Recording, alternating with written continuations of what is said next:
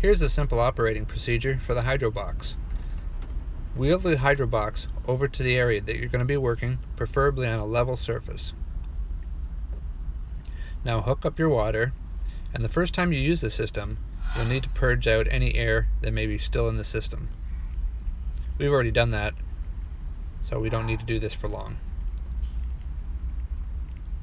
Now here's how the run and flush valve works. Turn it into the flush position. Right now all the water is going towards the waste side of the RO membranes, flushing off any accumulated minerals. To put it into the run position, close the valve almost all the way, about 80 to 90%, so there's still some water coming out of the waste side. Now let's check our water pressure. The incoming pressure here is pretty good at 70 psi. Our incoming TDS is around 134.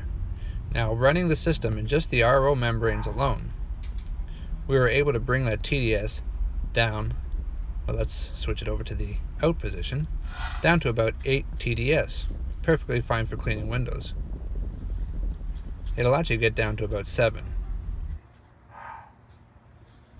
So if we put the system into RO and DI mode, now the DI will come in and polish off the water, bringing that 7 down to 0. 100% pure water. So let's take a look at the amount of water that's coming out of our brush head. Here's the new Elite brush with 4 pencil jets, and we've got plenty of water there for our window cleaning needs.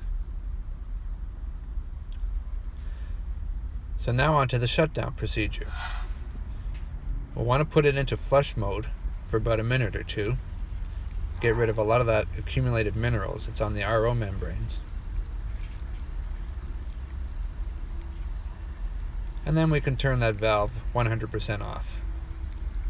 Let the system drain while we're cleaning up the rest of our tools, and then we can put it in the vehicle and we're ready to go. Thanks for watching.